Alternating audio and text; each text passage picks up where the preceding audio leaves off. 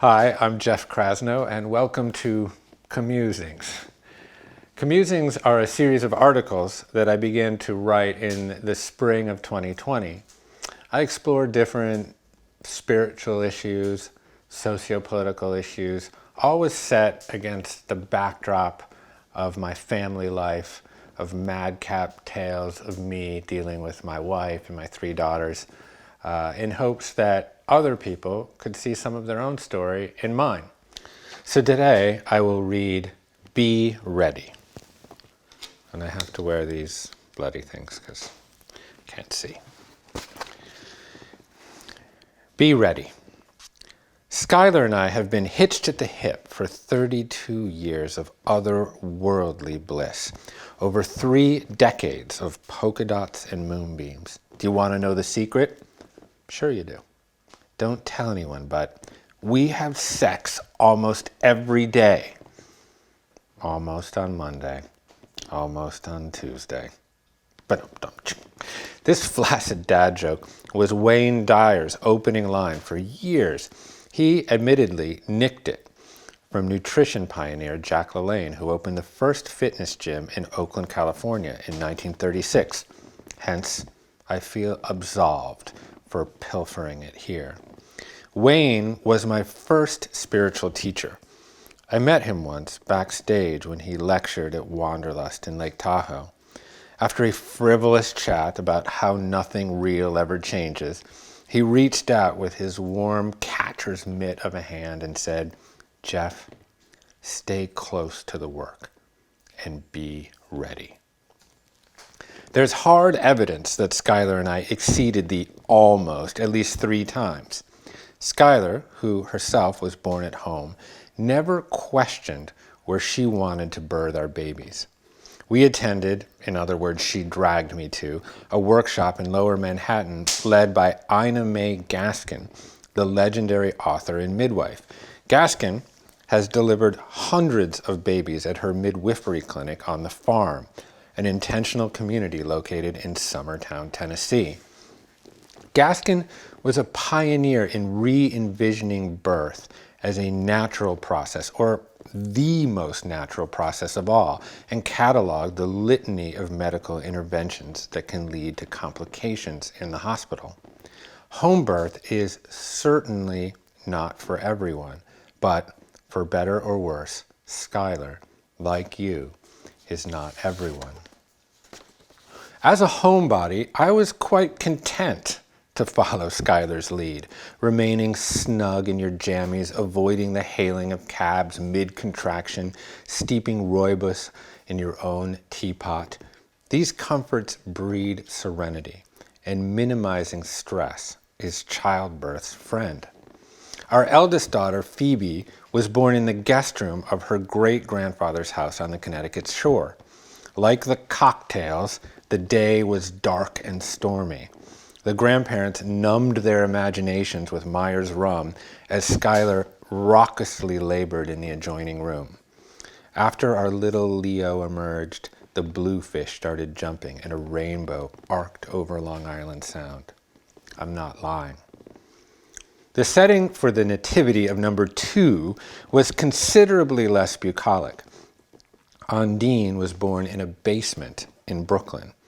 It wasn't a dank cement bare bulb type of cellar, but it wasn't exactly Gatsby either.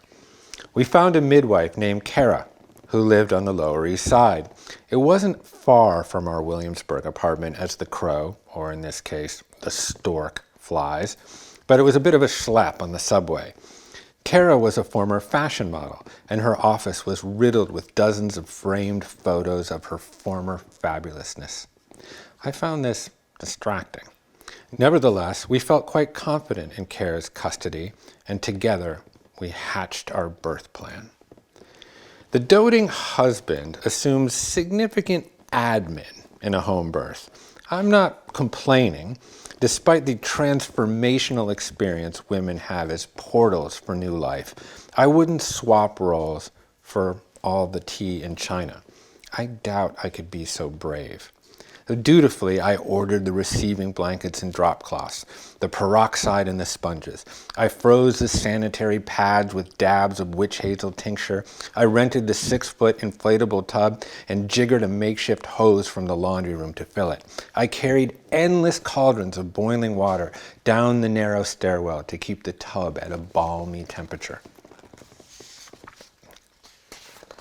At game time, the primary expectation was that I win the Emmy for Best Supporting Role in a Drama, to be there fully, emotionally, and physically, and to bravely wield the mighty mini strainer, just in case any pushes yield buoyant brown nuggets in the tub. I didn't fancy this function so much. Our due date was in June. Coincidentally, Ricki Lake released her brilliant documentary on home birth, The Business of Being Born, at the Tribeca Film Festival in May. Kara was heavily featured in the film and reveled in the limelight of it all. I suppose we felt vaguely notable by association, but Kara, reliving her erstwhile stardom, became less accessible. It didn't really concern us. We were professionals. We'd been through this before. The morning arrived, Saturday, June 23rd. We were patients. When the contractions were consistently 2 minutes apart, I rang Kara. She'd be right over. I helped Schuyler down the stairs into the cellar. We had a big blue yoga ball, an inversion swing, a quasi-dance bar you could hang on, and of course, the ersatz jacuzzi. It was like a mini birthing Olympics. Our doula, Tanya, arrived, thankfully, with bagels, and my mom whisked Phoebe off to the Coney Island Mermaid Parade. Schuyler's mother and I balanced each other on a teeter-totter of nerves, busying ourselves. When in doubt, boil water. And Schuyler, bless her soul, went to work. Matters were progressing slowly, like a low-scoring baseball game. In the top of the third inning, my phone chirped the opening riff of Ice Ice Baby, my ringtone for Kara. I picked up and she literally said, "Are you sitting down?" Kara wasn't coming. She had another client in Queens who had gone into labor a month early, and Kara felt, rightfully, that her situation was more pressing than ours. Few instances in life have ever tested my threshold of compassion like this call. As cortisol flooded the highways of my veins, my reptilian brain inwardly screamed, "What about my fucking wife?" Instead, I shakily scribbled down the number of Kara's backup, Miriam, and hung up. I briefly debated whether or not I should tell Schuyler that her midwife was headed to another borough, as if eventually she might not notice. This reticence might reflect my ludicrous approach to psychological problem solving. Sweep it under the rug and hope it will disappear. But as casually as I could muster, I tossed the news down the stairs like a gently pitched cornhole beanbag. Schuyler, well in the throes of it now, emphatically roared back, "I don't give a shit!" Next, I dialed Miriam, who picked up a scratchy line. I briefly painted the scene. She was chill and asked for directions. In return, I solicited her whereabouts. She was in a car headed north on I-87 near Woodstock. And for those of you not familiar with the geography of the Northeast, that is bloody far away from Brooklyn. 2 hours on the very best of days. Reality crashed over me and pinned me momentarily to the seafloor. As I surfaced, a steely resolve set in. I was going to deliver this baby. I suppose I could have rummaged through YouTube. Typing "how to deliver a baby" in the search box may scream of absurdity, but lo and behold, the platform is flush with turbaned hippies providing guidance. Instead, I calmly took off my clothes and got in the tub with her. I don't remember much of the next 90 minutes, just that evolutionary biology unwound. We became animals, moaning together, our intuition pulling us inexorably forward. Schuyler was stunning, pushing with controlled ferocity and returning to the breath. And finally, Schuyler pierced me with her eyes and uttered, "I can't do this." Of course, this meant that she was on the precipice of delivery. I cautiously slipped my hand between her legs and felt our baby crowning.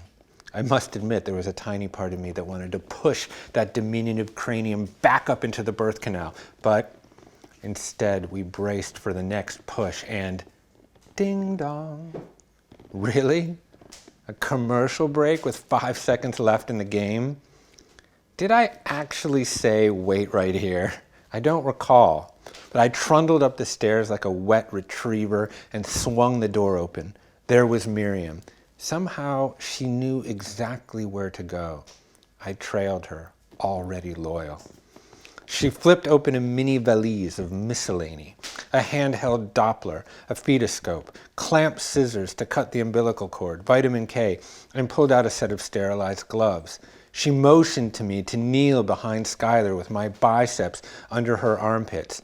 She stepped into the tub, squatted down, and felt around.